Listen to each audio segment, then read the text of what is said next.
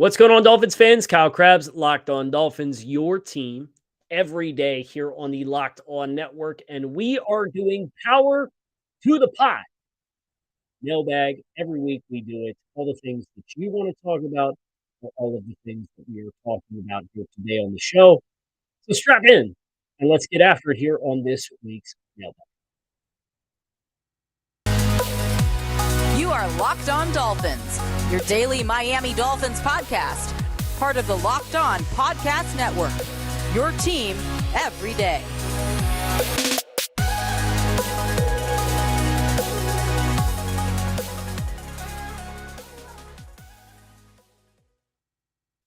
What's going on, Dolphins fans? Kyle Krabs, Locked On Dolphins, your team every day here on the Locked On Network. Today's episode is brought to you by Prize Picks. Prize Picks is daily fantasy made easy. Pick 2 to 5 players, and if they score more or less than their Prize Picks projection, you can win up to 10x your money on your entry. First-time users can receive a 100% instant deposit match up to $100 when using promo code Locked On. That's prizepicks.com, promo code Locked On. I want to thank you guys for making Locked On Dolphins your first Miami Dolphins listen of the day. This is our fourth episode of the week. Not a math guy, so stick with me. Fourth episode this week. We, of course, had Reaction Victory Monday. Then we had the film study review of the All-22 coaches tape. And then we had the breaking news of the Bradley Chubb and Jeff Wilson trades at the trade deadline. And now we're here for Power to the Pod. Tomorrow we have Crossover Thursday with Lauren Cox of Locked On Bears. And then on Friday we have Crafting a Game Plan to Defeat the Chicago Bears. It's going to be a busy week here on the show. So I hope you guys are strapped in. I hope you're ready. Hope you're going to enjoy this nice conversation as it pertains to the 2022 Miami Dolphins. And what we're talking about today, I have no clue. I've got the reviews. You can see the reflection up here on the screen. I got the reviews up. I'm just going to scroll and start reading. And whatever you guys want to talk about are going to be the things that we commit ourselves here to today on the show. We are going to start today's episode with a review that is left by Depth from. And he had a question pertaining to the trade deadline. And what I want to do is revisit this. I know we read this question last week on the show, but Depth clarified what his question was. And now we've seen what the aftermath of the trade deadline was. And I think it's important because it was asked about trading Mike Gesicki and then using the compensation from that to go out and get another secondary player in Jesse Bates. Well, that didn't happen, of course. But what is interesting to me, and I wanted to revisit this one because Depth clarified exactly what his question was that the fact that the Dolphins did go with a pass rusher, never mind skipping over corner, but also safety and free safety being a question. And this is where I've settled on this, really. I don't think you are going to have a lot of success going out and shopping for another safety to be a free safety and a signal caller for the defense at the midway point of the year. By the time you acclimate that player to the calls, it will be another month from now. I mean, you'd be into your West Coast trip when you got to go to San Francisco and you got to go to the Chargers and then you got to go to the Bills in a 3-week stretch. And I really feel as though that would not have paid dividends. So for Miami to let the guys in the back seven in general be the guys who they are, who have been in this system since the beginning of the year, who understand the calls, who understand the coverages, it's much easier, and I don't think we've talked about this, and I talked about plenty of storylines with choosing to go after Bradley Chubb. It's much easier to onboard a pass rusher because at the end of the day, your gap is your gap. You've got an offensive tackle across from you, and you got to hunt down the passer. But when you're playing in the secondary, whether you're playing free safety or you're playing corner, regardless of whether or not you're making calls, you got to understand the chemistry. You got to understand the spacing of the guys that are playing with you in the secondary. You got to know when to pass things off. You got to know when to drive on things and know that they're going to take what you're vacating. There's a lot more moving parts.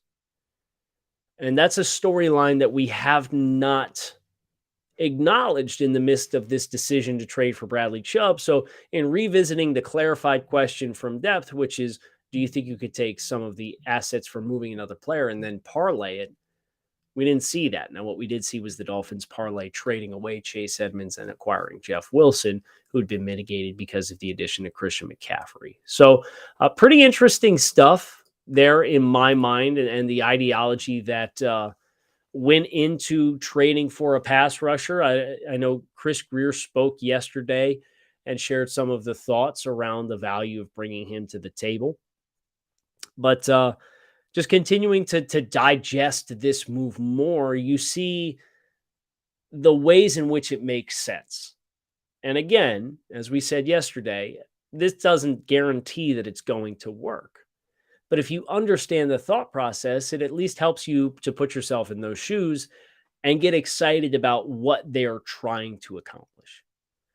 Our next review comes from UK FinFan. And there's some very complimentary words here at the top. And this is a trade deadline question at its core, but I think there's some things that we can touch on here as well. Kyle, superb knowledge of the game as a whole. First and foremost, a fan of the Dolphins, but able to put forward objective discussion points. That's the goal. A must listen for any Dolphins fan. Thank you. The question is in regards to which tight ends could the Dolphins target at the trade deadline that would be a fit for the offense.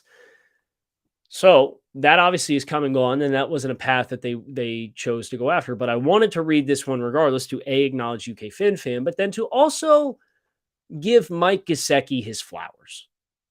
I thought, and look, I know Detroit on the edge. You got a couple of rookies playing in Aiden Hutchinson and Zach Pascal.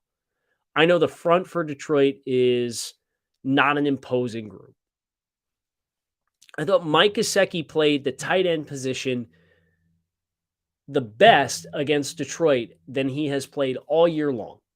The actual objective reps. We also saw Hunter Long for about 17, 18 snaps.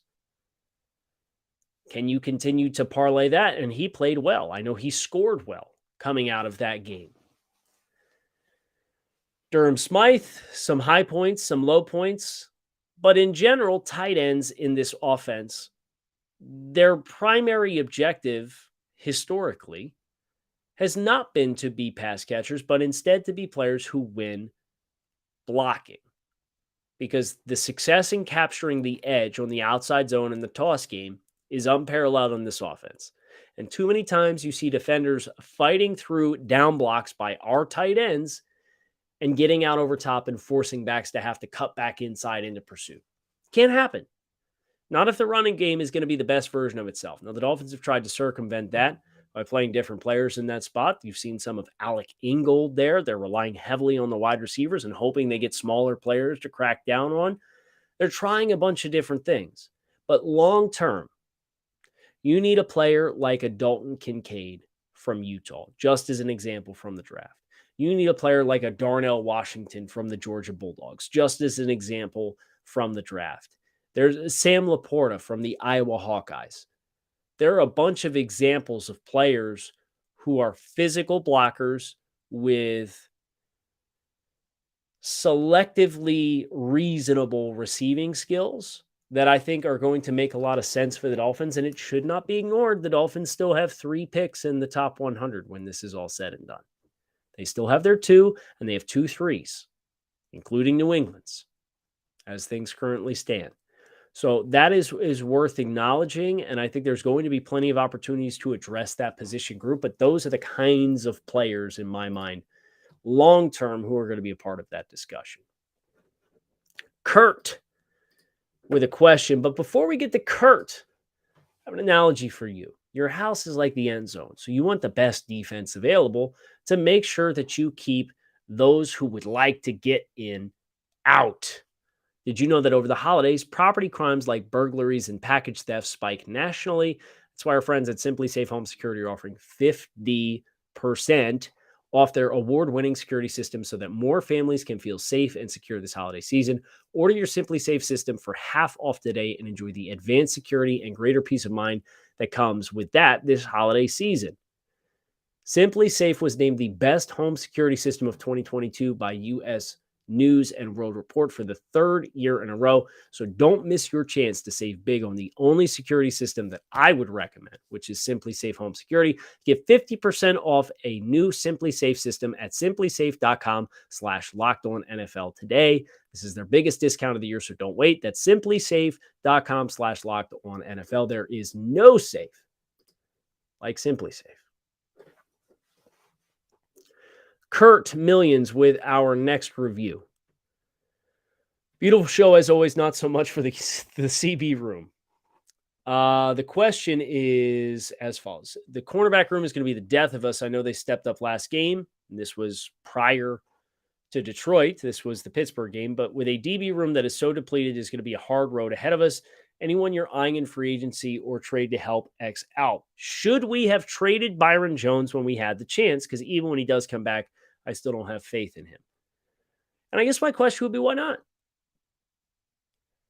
You just have to understand what Byron Jones is and what Byron Jones is not. And Byron Jones is a lot of things. He's a top shelf athlete. He's a physical player.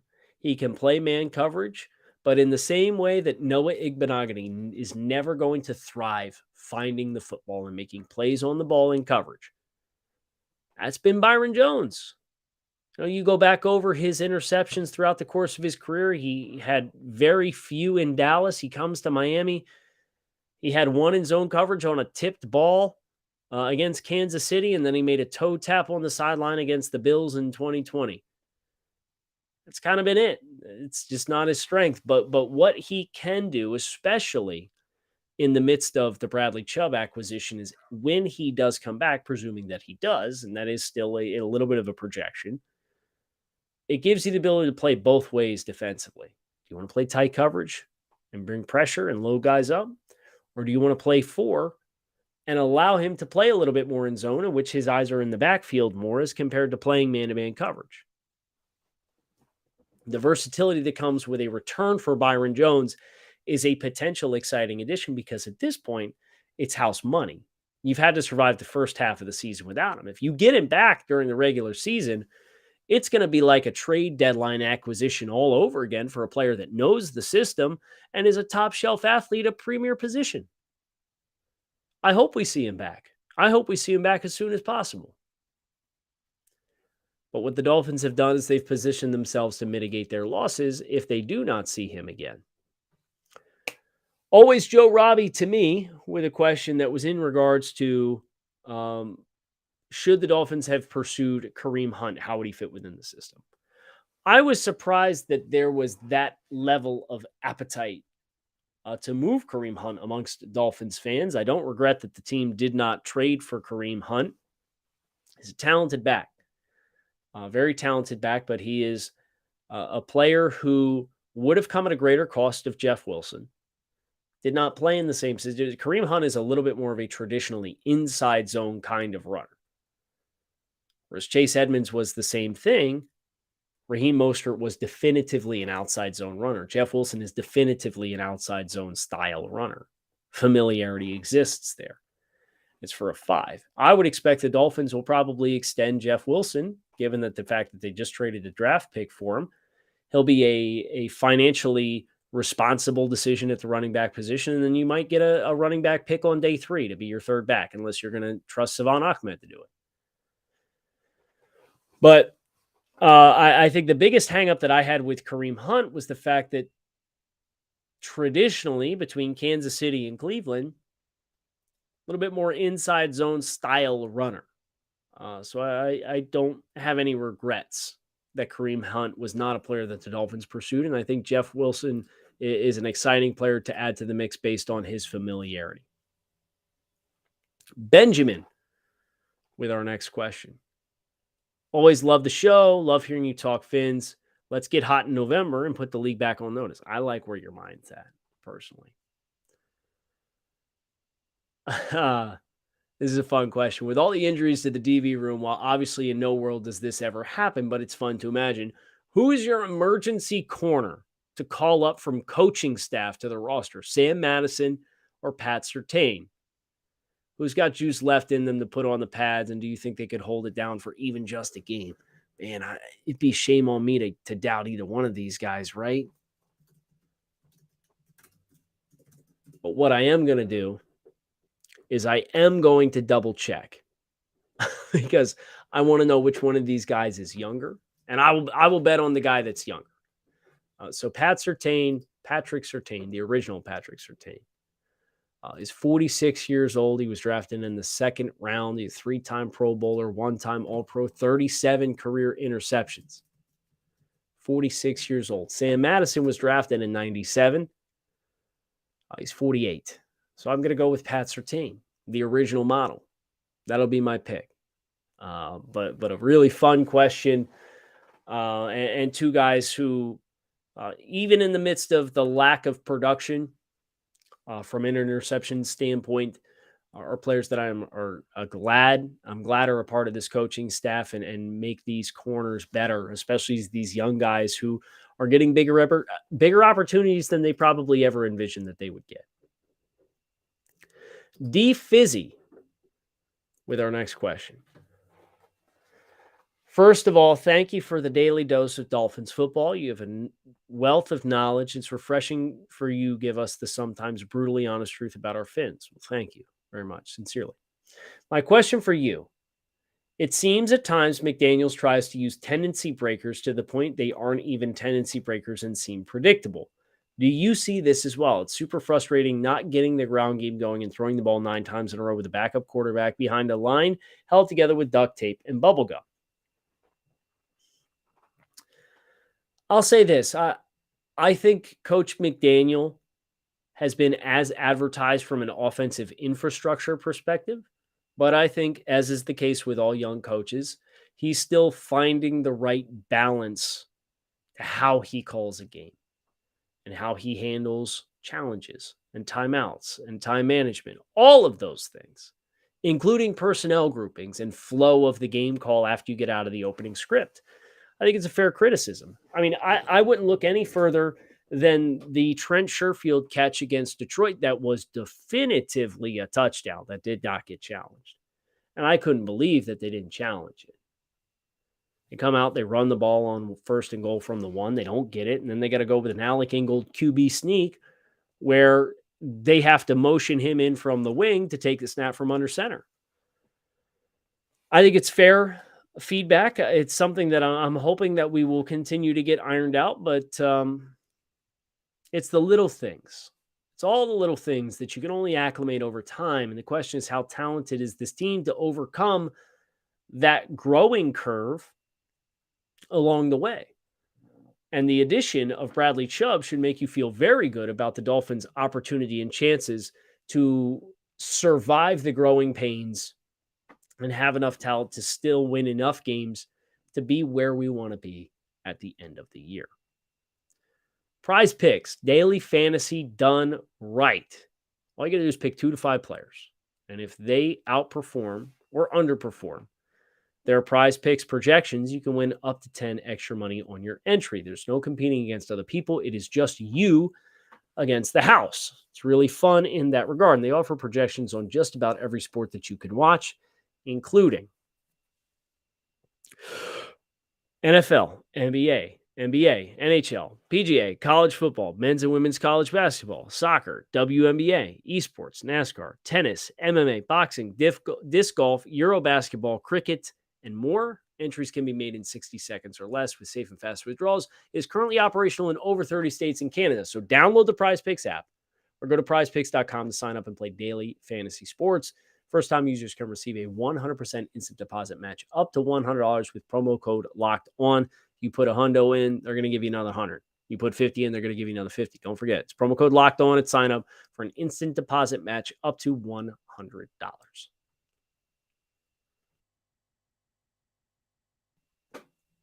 Continuing on here on Power to the Pod, we got 4 questions remaining. GFVGGHVH. I don't know what that's supposed to.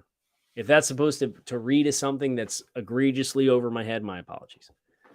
Locked On crossovers. Just curious, how come a lot of the other guys that cover the opposing team during crossovers hardly pick their teams to lose? Example, the past 2 weeks when Miami has clearly been the better team. Seems you're the only one who has an objective viewpoint. Shaking my head. Love the podcast. Keep it up. I try to be objective. I also have put on the homer hat at time, the Thursday night game. We obviously know that was a game that the Dolphins were in position to win, but they lost, and they lost to a Tagovailoa for an extended period of time.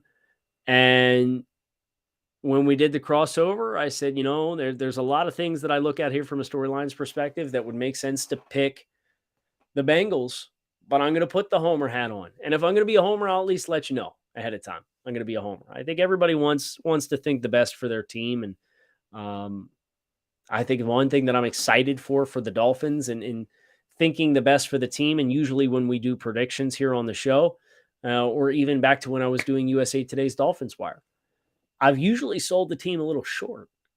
Well, back in 2019, I was doing USA Today's Dolphins Wire. I picked them at 4-12. They went 5-11. And they went 5-4 over the final 9 games. 2020, I picked them to go 9-7. They went 10-6. Last year, well, I was a little over ambitious. I picked the team to win 10 games, I believe, and they went 9-8. Certainly didn't look that way at 1-7, but that's neither here nor there. And this year, I picked them to go 11-6. But also, most importantly, I picked them at 3-3 through the first 6 games, and I picked them to be 6-3 through 9. They're right on schedule. I would like to think I have a good gauge for it, but nobody wants to go on and cover their own team and pick them to lose. I don't blame anybody that wants to view the rose-colored outlook on their own respective team. Adam Nominus. I think I got that right. I like where you're going here. I just kind of skimmed it. Podcast makes a listener feel as though they're in the Dolphins facility reviewing tape after a win or loss. Quality entertainment. Wow. Very, very complimentary. So thank you very much. Every morning on my drive, I find that his insight brings focus to the causes and effects of both individual play and team strategy. Power to the pod question. The post-game video of the Steelers win showed Noah Igbenogany getting love from his teammates for a perceived breakthrough moment of his career. These moments for developmental players are key to team building, and one could argue worth the time spent in development for young players like Liam Eichenberg or Austin Jackson. You seem to press for a replacement for both offensive linemen as composed to continue development. Why? We all want to win now, but our team is still very young, and stability wins championships. The same could be asked about players like Mike Gesicki. Though not a developmental player, he has defined an entire era of Dolphins football, yet you want him moved based on the perceived fit. I feel the Dolphins running it back this year paid huge for us when we had to call on guys during injury. Players are people, not trading cards, and I think our fan base is quick to dismiss players who are finding their way. I appreciate this insight, and I really like the last thought that you put in here, which is players are not trading cards, that they are people and they are human beings. But when I look at individuals, I do keep that perspective, or at least I try to, and I'd like to think that I do. But when you look at the team through the lens of team building, you do look at them through a lens that has context, but at some point you have to make a definitive decision based on how ready you think they are or are not to help you. And especially offensive linemen, it's tough because traditionally a lot of offensive linemen, they get through their entire rookie contract before they realize the best version of themselves. Well, that's not foreign to players like an Eric Flowers, for an example, who's a name that Dolphins fans will recognize. He was horrendous with the Giants in his rookie contract. He goes to Washington, he plays as a guard, and he signs in Miami, and he's a sufficient level starting player. But he was a replacement level player early in his career. And I think what the Dolphins have sent us with the message of trading for Bradley Chubb is this is a team that's ready to compete. And while, yes, you want the stability and you want the economically friendly contracts, if they're not ready to play and contribute, then you have to make some hard decisions. And then that's when I look at players like Liam or Austin Jackson. Now, I'm more than receptive to one or both of those guys playing, but they have to be the best option that you have. And I look at Brandon Shell at right tackle, and I think he's definitively the better option right now at right tackle. So if you want to put Austin Jackson and let him take Liam Eichenberg's spot at guard, I can't guarantee that that's going to happen, but I would advocate for it to give him a chance to find his footing again. Mike Gesicki, I respect the player that Mike is, but I think if you ask the Dolphins to describe their ideal skill set for an individual player, because that's what it comes down to. You can have a receiving tight end, you can have a blocking tight end, you can have a fullback, you can have a hybrid H-back type player that can kind of do everything sufficiently well, but not good. Having one player that can do it all at that position exponentially expands the complications of trying to defend this offense, because you got dudes on the outside. And if you got one player who can come out of the huddle, whether it's a Kyle Juszczyk or a George Kittle, just using the San Francisco examples, and line up in line up at wing, line up in the slot and block, line up at fullback, can line up in the backfield, and win in all of those ways, it makes the personnel matches impossible to account for. And that's for players like Mike, the challenge that I have. But as we just got done saying, I'm giving Mike his flowers for how he played against Detroit. I think it's the best effort as a true tight end that he's ever put forward for the team. I respect it. FinFan927 was curious as to how the Dolphins' potential targets in the second and first round of this past year stack up to what Hill has produced so far. Is there any target combo that has produced what Hill has? Who has won the trade so far? The Dolphins. In my mind, no questions asked. Guy's on a historic record-setting pace. Whatever players you would have gotten the first and second round for Tyreek Hill, I promise you Tyreek Hill is a more impactful player. Fins in the 6. Last review of the day. Living just north of Buffalo can be very Bills heavy here, and it's great to get my Dolphins fixed daily. Kyle, you had to choose one. The Eagles go undefeated and become the second team ever to go undefeated and win the Super Bowl. Or the Bills win the Super Bowl and you have to listen to your pal Joe brag until the next Super Bowl. Cheers from Toronto, Jay. I'll be honest. This is my nightmare. That this situation comes to a head, but it's one or the other. That an undefeated Eagles team would play the Bills in the Super Bowl. Oh, I'm sure there's a lot of Dolphins fans right now that are screaming at me to say, take the Bills. We don't want another undefeated Super Bowl champion. But the Bills, it's the Bills. I can't pick. You guys let me know what you would pick. I'd love to hear from all of you guys what your thoughts are on this one, but I'm not going to, so quit asking. I'm not going to pick. But Jay, appreciate you stopping by, leaving a review. Thanks for listening to the show. Happy to give you your Dolphins fix. And appreciate all of you who carve time out of your days to listen or watch the show as well. If you're watching on YouTube, click the like button, click the subscribe button, the little bell. You get the notifications when we drop new videos, please. Kindly appreciate it. If you're listening on your favorite podcast app, thanks for carving out some time. Fins up. Keep it locked in right here on Locked On Dolphins, your team every day. Make it a great rest of your day, and I will talk with you all again tomorrow.